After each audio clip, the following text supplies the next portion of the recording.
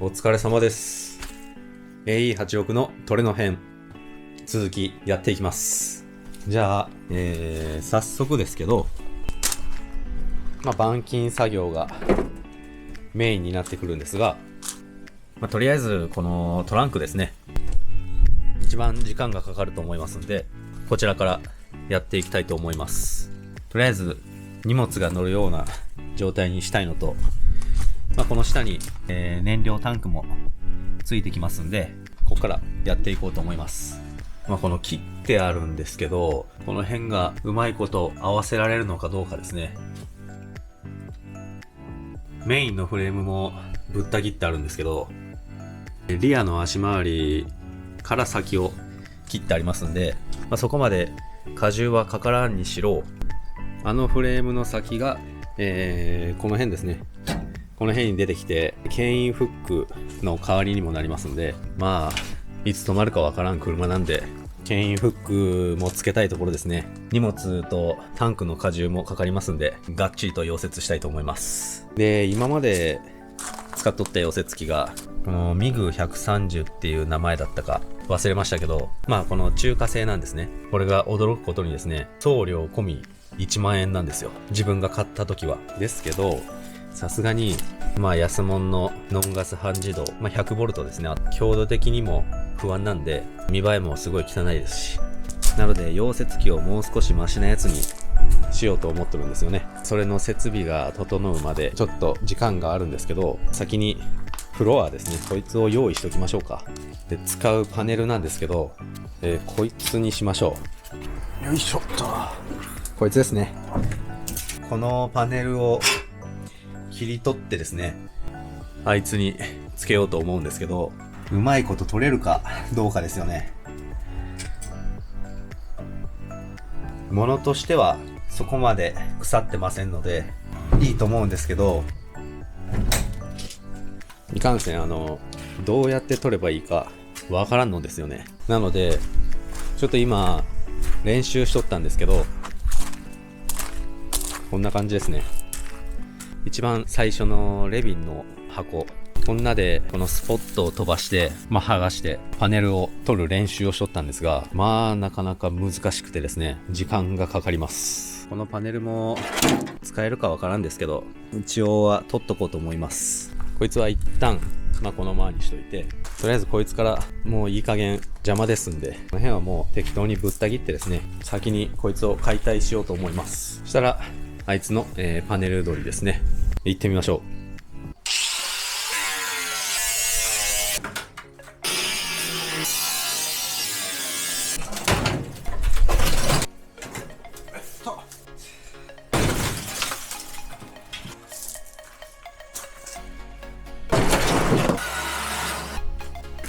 このクォーターパネルですけど、もう総パテですね。逆にすごい。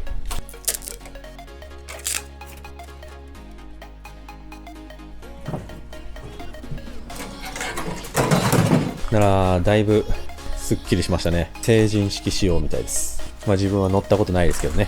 ここまでばらしたらどっかに引っ張っていけるんで、家の隅っこの方に置いときましょうかね。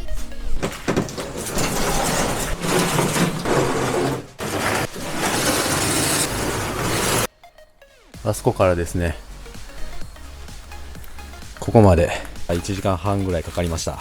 ちょっと動かすだけなら軽いんですけど、普通に動かそうと思うと無理ですね。こいつはもうここに置きましょうかね。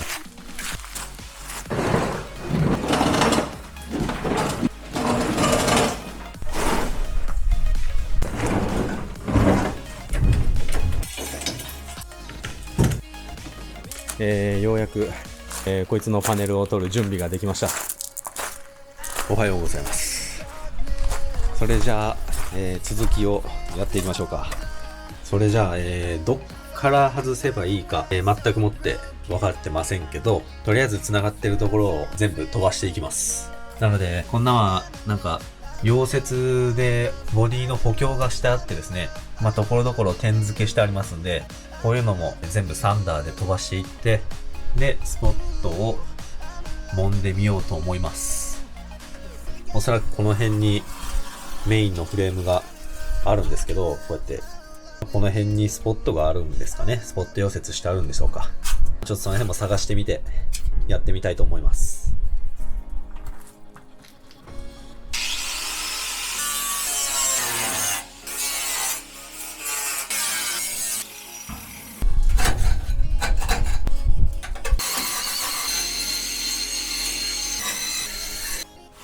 ここの点付け溶接はサンダーで、なんとなく飛ばしてですね、隅の方にシールで、防水処理してありましたんで、シール撤去してサンダーをかけたところです。今こちらの塗装を、ちょっと剥いだところなんですけど、見えると思うんですけど、こういうところですね、スポットの溶接がしてありますんで、で、ここですね。こういうところをスポットカッターなるものを買ってみましたんで、普通のドリルではないんですけど、こんなで、スポットのところをこう揉んで、で剥がしていくという作業を、やっていきます。とりあえずこのスポット部分が、ある程度全部あちらの方も見える状態にしようと思います。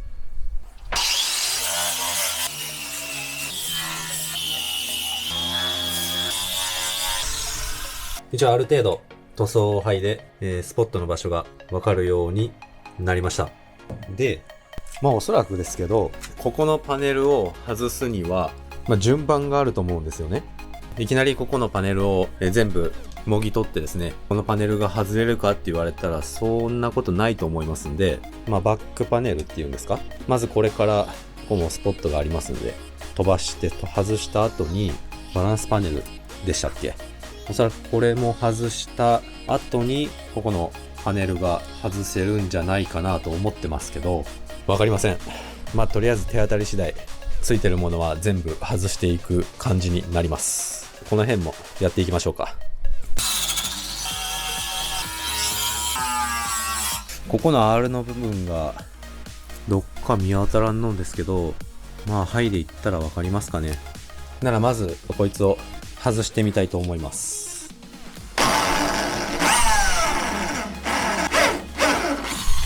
どのぐらい揉めばいいかわかりませんね。これ2枚一緒に揉まんでもいいはずなんですけど、このドリルはどこまでいけば取れる状態になったのかがちょっとわからんです。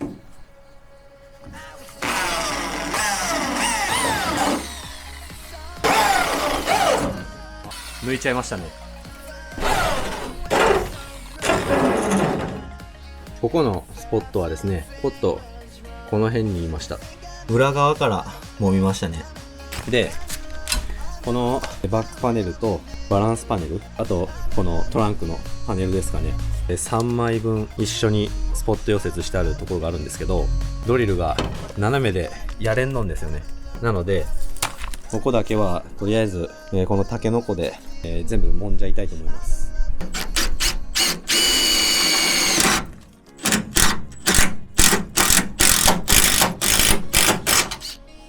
これを、ずーっとこの通り穴だらけになりますけどやっていきます。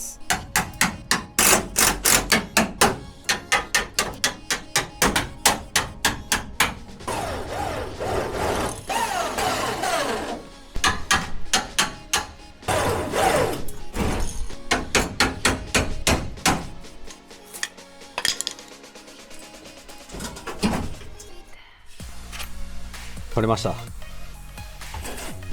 腐ってますけど、いい感じに取れたんじゃないでしょうか。このバックパネル使えそうですね。で、本体側もある程度まともに取れましたね。この感じだとバランスパネルを取らなくてもいけそうですね。このパネルの方が上にありますんで、さっきのやつとサンドイッチさえ取った感じなんでいけそうな感じがします。ここが4枚重ねになっとったってことですか。で、この2枚目を外してここだけになりますんで、あとはここのスポットを飛ばしていってパパッと取れるんじゃないでしょうか。引き続きここのスポット外していきます。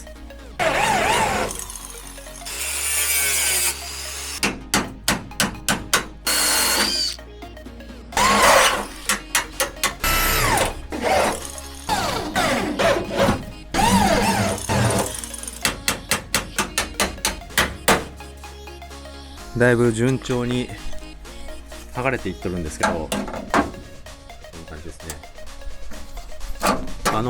奥の方につれて、これどうやって剥がしていけばいいんでしょうね。裏に潜ったとしても、フレームの裏から入れるんでしょうか。無理ですね。いやー、わからんですけど、とりあえずこのままやっていきます。はい。そしたら、溶接機が来ました。選んだ溶接機ですけど、ハイガー産業さんから出とる、ヨツカっていうブランドになるんですかね。そちらの、YS MIG200 というモデルにしました。単層200のモデルですね。本当は動力を引いて3層200の溶接機が使えたらよかったんですけど、動力引くにそれこそ申請だったり工事だったりで時間がかかりますんで、とりあえずどこの家庭でも引かれてるであろう単層 200V の溶接機です。単層100よりもちろん 200V の方がで、さらに3層の200の方が仕事量としてはいいと思うんですけど、十分こちらでもできると思いますんで、なんたって、DIY ですんで、財布と相談して、こちらを選びました。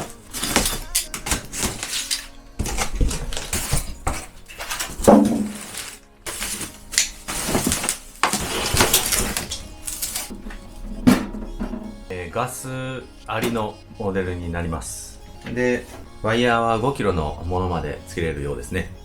実際、溶接初心者ですんで、使い方もまだ全く分かっておりません。なので、詳しい説明とかできないんですけど、もしこれに興味がある方がおられましたら、他の方が YouTube にたくさん動画載せてますんで、そちらの方を見てもらった方が詳しい情報は分かると思います。5kg のやつ、安いやつですけど、08のやつを用意しました。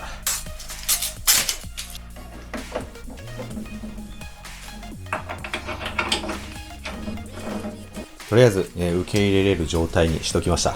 電気とガスはまだ来ておりません。電気は、ちょっと延長コードを作らんといけんので。ちなみに使用するガスは、炭酸ガス使うんですけど、ガスの調整器が必要ですよね。国産のものがもちろんいいんですけど、値段がものすごく違うんで、海外製ですけど、まともそうなやつ、レビューがいいやつにしました。ヒーター付きですね。炭酸ガスは、液体状態で入れてありますんで、出すとキンキンに冷えますんで、調整器がヒーターついてないとカチカチに、凍ってしまいます。そう、ちなみにこんなが、8000円ぐらいですかね。国産のものだと2万5、6000円ぐらい買えません。このヨツカの溶接機が、6万4000円ぐらいでした。ちなみに炭酸ガスは 30kg のボンベにしたんですけど、ボンベは保証料として3万円。こんなの返したら戻ってきますんで、ガスの料金が1万2000円ぐらいでしたかね。なので、とりあえず延長コードとか、調整器含めて10万円ぐらいじゃないでしょうか。ぼちぼちお金をかけましたんで、この溶接機が宝の持ち腐れにならないように、使いながらですけど、勉強しながら、いい溶接ができるように頑張ります。とりあえず、ガスがまだ来てませんので、もう一回続きやりましょう。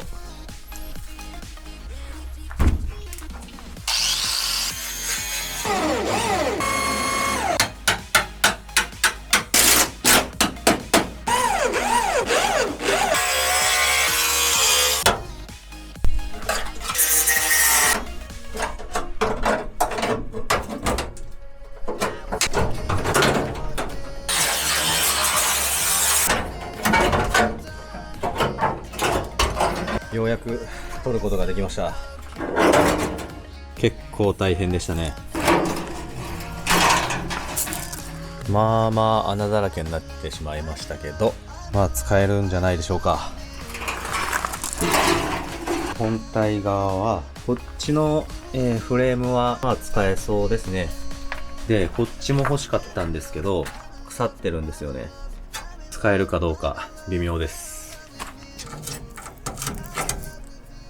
あちらのボディ、ここの、パネルもありませんので、これも一応綺麗に取ってですね、フレームをぶった切ってから、あっちに溶接していきたいと思います。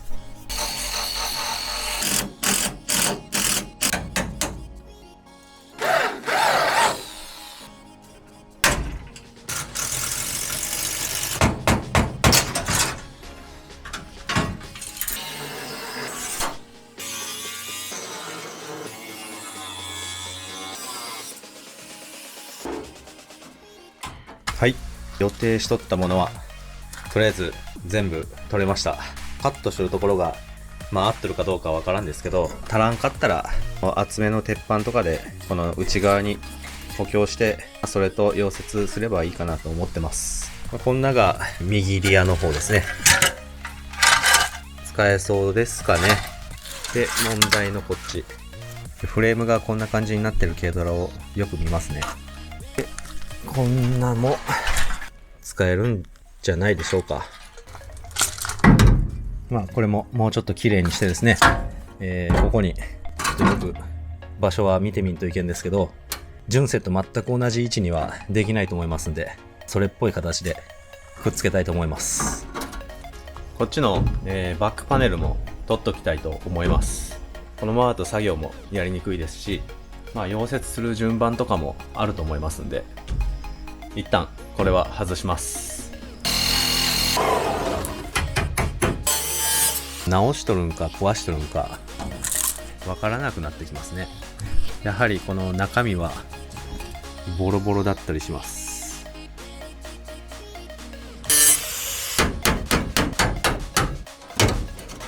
右側取れました。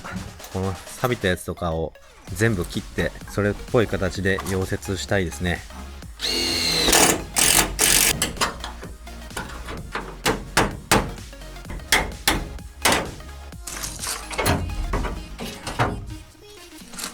はい。なら、2ドアの、バックパネルもなんとか取れました。こっちはまだいいですけど、こちら側が結構ボロボロですね。本体側もボロいです。こんな感じですね。このうちのチャンネルではこのバックパネルがない状態をよく見ますね。あえて外でやることないと思うんで、ちょっと一旦これ向き変えてお尻をこっち側にしようかと思います。そしたら、日が暮れても作業ができますんで、反対に向けたいと思います。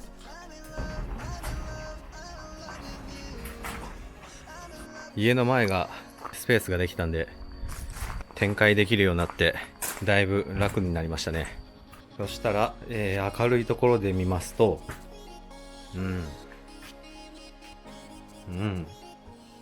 大変ですねこれは。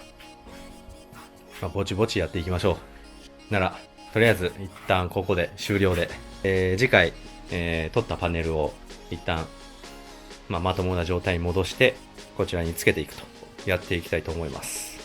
すんなりいくとはまず思いませんので、ちょっと成功法じゃないやり方も交えながらやらんといけんかもしれませんね。純正とは全く同じ状態にはならんと思いますけど、頑張ってやっていこうと思います。今回の動画はここまでで、また次回の動画でお会いしましょう。